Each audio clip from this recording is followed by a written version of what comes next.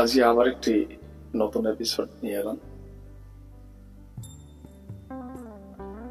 আপনাদের সবার সহযোগিতা চাই, সবার উৎসাহ চাই।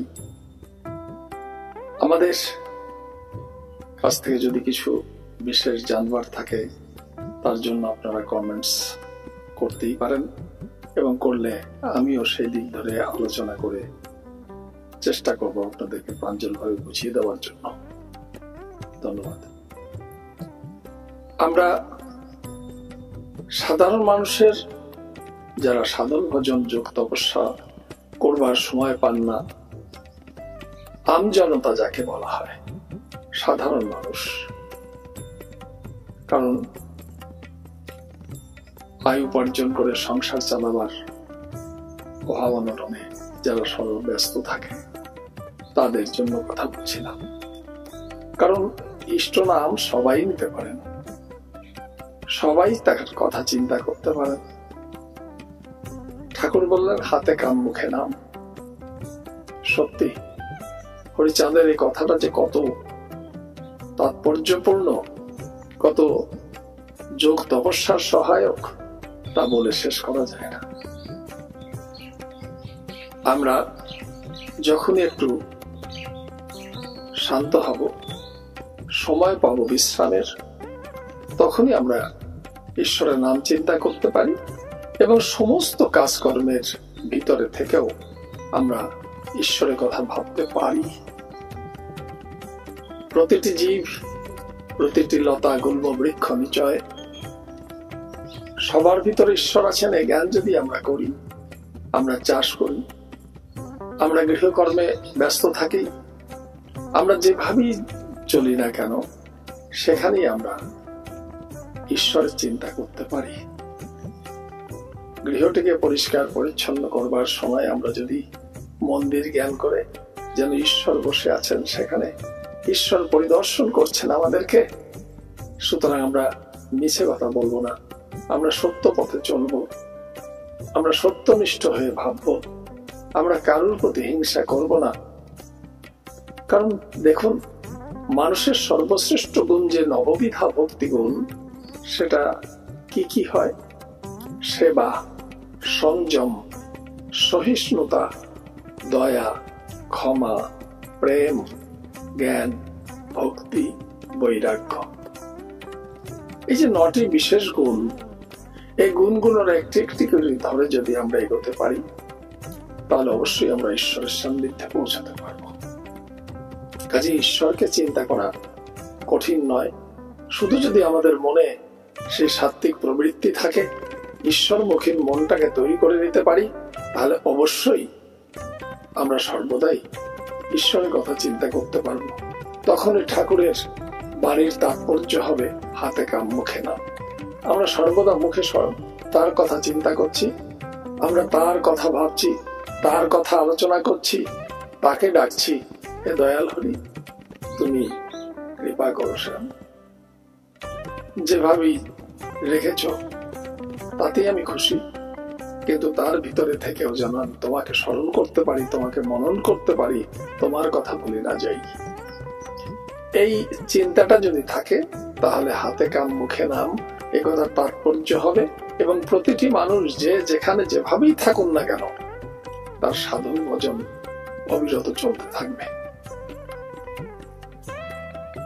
তো দেখুন, এই সেবা, সংযম, সহিষ্ণুতা, সেবা করতে হবে প্রতিটি মানুষের প্রতি। জীব সেবা এটা শুধু একটা মানুষের প্রতি মানুষের নয়, নিম্নতর প্রাণী, আমাদের কত পালিত পশু রয়েছে, গৃহপালিত পশু, তার ভিতরে কুকুর থাকে, বিড়াল থাকে, গাভী ইত্যাদি, এসব তো থাকেই। এদের প্রতিও আমাদের দয়া রাখা দরকার, এবং তাদের সেবা করাটা যেন আমাদের একটা নিত্যকর্ম বা একান্ত কর্তব্য কর্মের ভিতরে থাকে। সংযম, নিজেকে সংহত করা, সংযত করা। আমরা যেন উচ্ছৃঙ্খল হয়ে না উঠি, মিথ্যার আশ্রয় আমাদের চলার পথটা এমনই হোক যাতে আমাদের কখনো মিথ্যার আশ্রয় নিতে না হয়, মিছে কথা বলাটা। এবং শুধু সংযম, ওটা তো বাক সংযম হলো, এর থেকেও শুরু করে সংযমের বিভিন্ন অঙ্গ আছে। আমাদের শারীরিক সমস্ত বিকার, সমস্ত চিন্তা, সমস্ত ভাবনাটাতে আমরা যেন সংযত হই। আমাদের অহংকার, অভিমান, যা কিছু লোভ, স্বার্থ ইত্যাদি সমস্তই যদি আমরা সংযম শিক্ষা করি, তাহলে সেটা দূরীভূত হবে, আমরা স্বাভাবিক হব। ঈশ্বরকে লাভ করার পথ মসৃণ হবে, সহজ হয়ে উঠবে, এবং আমরা সেটা অবশ্যই গ্রহণ করতে পারব। সহিষ্ণুতা, আমি হয়তো ভালো পথে চলছি, আমার সামনে যিনি দাঁড়িয়ে আছেন হয়তো তিনি সংযত নন, তিনি হয়তো অনেক রকমের কথা বলতে পারেন, কিন্তু তার কথা, তার চাহিদা, তার চিন্তাকে আমরা যেন সহিষ্ণু হয়ে সহ্য করে তাকে ধীরে ধীরে আমার আদর্শে টেনে নিতে পারি, এর চেষ্টা করা ভালো। দয়া, ক্ষমা, প্রেম, প্রতিটি জীবের প্রতি আমাদের কর্তব্য আছে, কারণ সবাই সবাইকে নিয়ে পড়ল। পশু পাখি, গাছপালা, লতা গুল্ম যদি না থাকতো, একটা মানুষ কিছুতেই পরিপূর্ণ হয়ে উঠতে পারতেন না।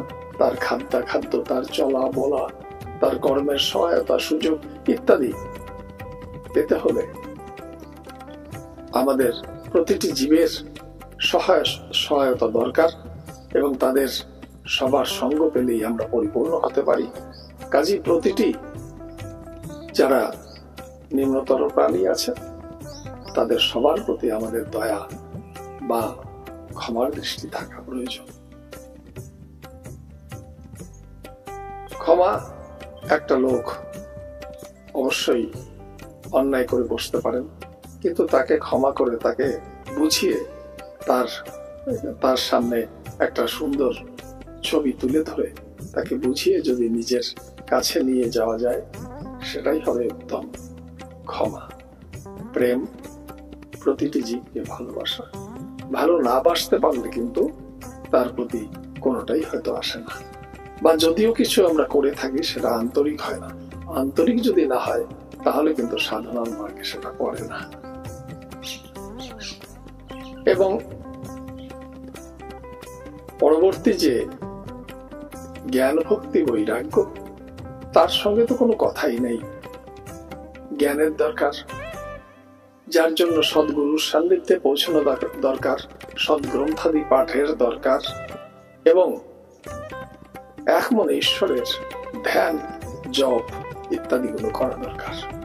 সদ্গুরুর সান্নিধ্যে গেলে তিনি এ সমস্ত গুলো শিখিয়ে দেন। তাই বলছি, জ্ঞান সঙ্গে ভক্তি এবং বৈরাগ্য, এই তিনটি পরস্পর ঊর্ধ্বমার্গের কথা। কিন্তু এগুলো যদি না থাকে তাহলে একটা মানুষ পরিপূর্ণ হতে পারেন না। কাজেই আপনারা সবাই এই একটা সৎ মানুষ হবার জন্য এই চেষ্টাটা করুন, এবং প্রথমেই সদ্গুরুর সান্নিধ্যে যান।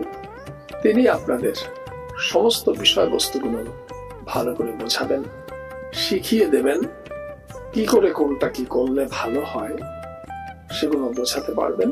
এবং মাঝে মধ্যে গুরুর সান্নিধ্যে যেতে হবে, গুরুর কাছে বসতে হবে, তার কাছে আপনার যে অসুবিধেগুলো হচ্ছে বা একটা কর্ম করতে গেলে যে বাধা বিপত্তিগুলো আসছে, তার নিরাকরণের জন্য কি করা যায় সেই উপদেশগুলো মেনে চলতে হবে। তাহলে দেখবেন আপনার সমস্ত কর্ম সার্থক হচ্ছে এবং আপনি আস্তে আস্তে একটা সৎ মানুষ হয়ে উঠছেন। সৎ মানুষ হওয়াটাই বড় কথা। এখানে বর্ণাশ্রম, এখানে বিভেদ পন্থা এসব আসে না। কারণ যদি পশুর আচরণ করেন কোন ব্রাহ্মণ, যদি তার মনোবৃত্তির ভিতরে নববিধা ভক্তিগুণের একটাও না থাকে, তাহলে তিনি অপূর্ণ। তার কাছ থেকে কিছুই পাওয়া যাবে না। তিনি সত্যিই ব্রাহ্মণের ঘরে জন্মেছেন অবশ্যই, কিন্তু ব্রাহ্মণ তিনি নন। ঠিক তেমনি করে একটি নিম্নবর্ণীয় মানুষ, শূদ্র বলে যারা কথিত, তারাও যদি উচ্চ মার্গের চিন্তাধারার ভিতর দিয়ে নিজেকে গড়ে তুলতে পারেন, তিনি উত্তম ব্রাহ্মণ হয়ে উঠতে পারেন। কাজী মানুষের ভিতরে ভেদাভেদ নেই। ব্রাহ্মণ, ক্ষত্রিয়, বৈশ্য, শূদ্র যেটা বর্ণাশ্রম ভগবান কৃষ্ণ বললেন যে আমি সৃষ্টি করেছি, ভাগ করেছি, এটা সর্বত্র আছে, সর্বত্র থাকবে। কিন্তু সেটা কোনো যেন একটা জাতিগত পেশায় রূপান্তরিত না হয়ে যায়, এবং গুণের যেন গুণকে আবদ্ধ করে না দেয়। গুণ যেন সর্বদা প্রকাশিত হতে থাকে, এগিয়ে যেতে পারে, যাতে মানুষ সেই গুণগুলোকে ধরে তাকে শ্রদ্ধা করতে বাধ্য হয়। আমরা আজকে এই এপিসোডটা এখানে শেষ করি। আবার পরবর্তী সময় আপনাদের সামনে আসবো। আপনারা যথারীতি আমার সহায়তার জন্য আপনারা অবশ্যই সাবস্ক্রাইব করবেন, লাইক করবেন, শেয়ার করবেন, যেটা আমার হয়তো সবসময় বলতে পারিও না, বলা হয় না, কিন্তু এগুলো করে সবার কাছে পৌঁছে দিন, যাতে আমরা সবাই ভালো থাকতে পারি, আনন্দে থাকতে পারি, মিলেমিশে একাকার হয়ে যেতে পারি, আমাদের ভিতরে কোনো ভেদাভেদ, কোনো ব্যবধান সৃষ্টি হয়ে আমাদের ভিতরে হিংসা বিদ্বেষের স্থান না পায়। ধন্যবাদ।